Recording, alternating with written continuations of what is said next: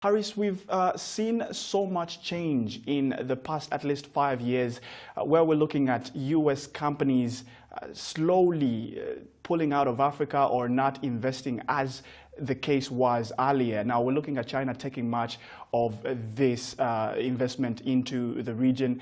What do you think is the real reason behind this? You raise a great point, but I think we need to distinguish a bit in terms of the types of American companies. There's some who are deeply committed to Africa and are there to stay and are really seeing returns and doing well. But there's a broad swath of American companies that were a little bit interested as they saw the Africa Rising narrative and now are taking more of a wait and see approach.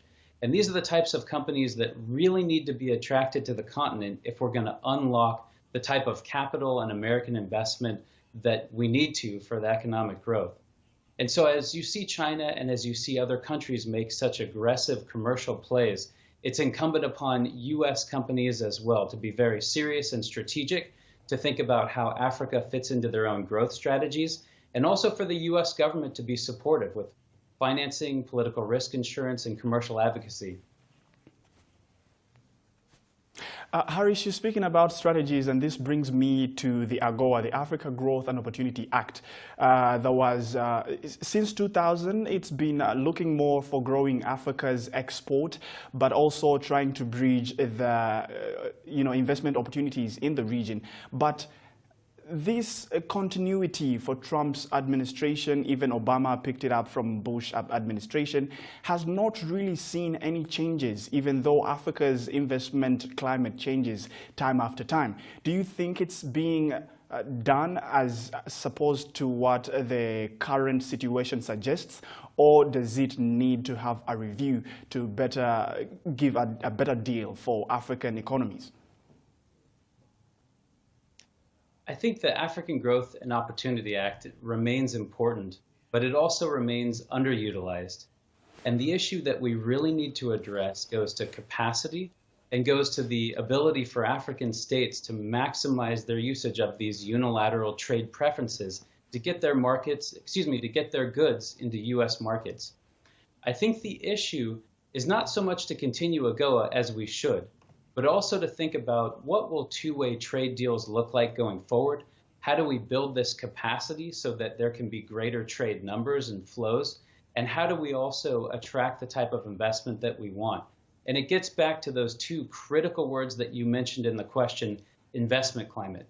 Investment climate should be the two most spoken words by any African leader in trying to think about how his or her state is going to be drawing that capital and realizing that African states are competing not just with one another, but with every investment climate around the world to try to woo that capital and show that there is rule of law and good governance and stability and predictability, and that capital can find returns.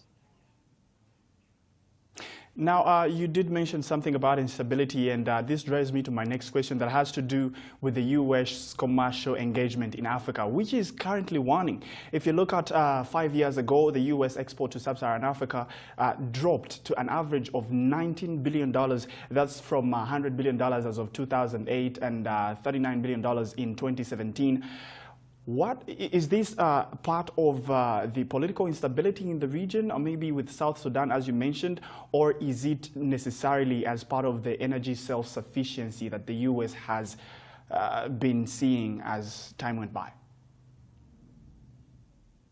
I think it's a mix of issues, and part of it has to do with the broad macroeconomic picture and the slump that some of the major African economies have been in, and some of the currency volatility and some of the other issues that have really dissuaded the FDI flows that we want to see.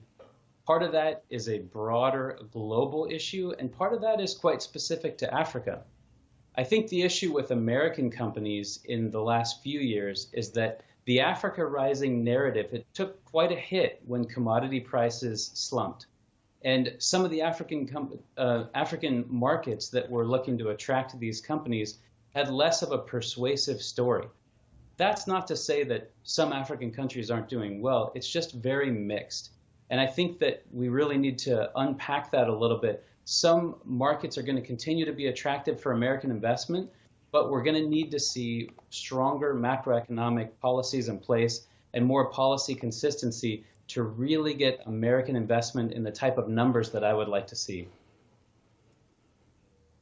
Now, Grant, maybe probably my last question has to do with U.S. now engagement with financement for some infrastructure development that we're seeing in the region. Now, we saw the EU, the European Union, pledging up to $54 billion in sustainable investment for Africa by 2020. We're looking at China extending up to $86 billion in commercial loans to African governments. We haven't seen that much of a conversation around American companies or even the American government itself. What do you think about, maybe let's drive it to a little bit on Trump policy when it comes to African nations. Where does this stand? It's a great point. And the Trump administration needs to look around and really wake up and smell the coffee when it comes to deepening engagement with Africa. President Obama, I think, was exactly right in starting Power Africa and in realizing that the United States could play a helpful role in mobilizing capital and partnerships and leveraging over $50 billion in partnerships to date to help electrify the continent. And he was also exactly right in trying to support young leaders with entrepreneurship, seed funding, and with leadership skills. President Trump has opportunities to do the same. He so far has continued Power Africa, albeit at a less aggressive posture. And I think that's really important to do. Secretary Ross, the United States Commerce Secretary, will soon be traveling to the region. And I think that's an important trip.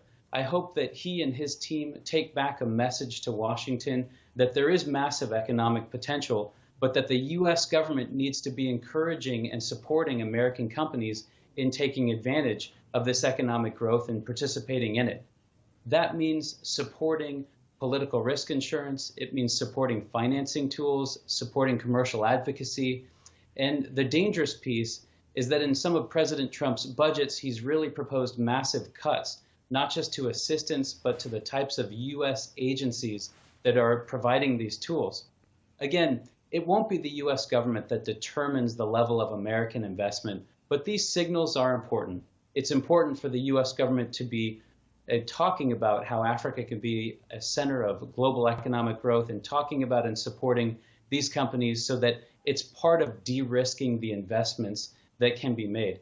I think if we see that, and if we see more American companies then going to the continent and really seeing these returns, that will be the key over time to get the type of numbers that we need.